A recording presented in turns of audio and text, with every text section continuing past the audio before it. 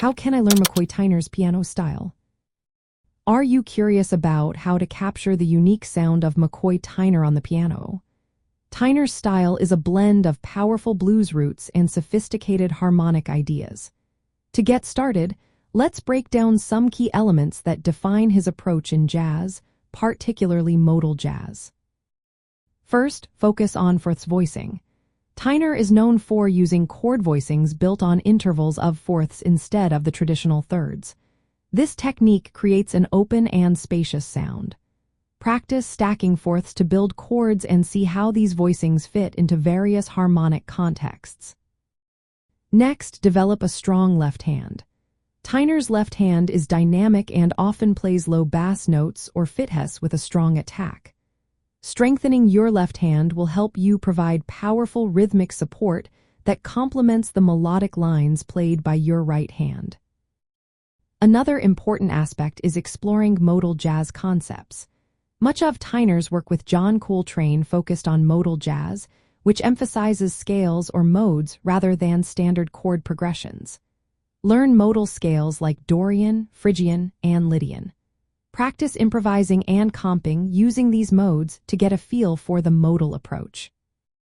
Incorporating blues elements is also essential.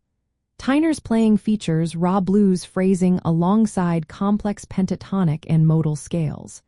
Try integrating blues scales and phrasing into your practice to capture the emotional depth characteristic of his style. Additionally, use rhythmic variety and staccato phrasing. Tyner's right-hand solos often include detached, staccato notes that create rhythmic interest. Work on varying your articulation and rhythm to achieve a similar effect in your playing.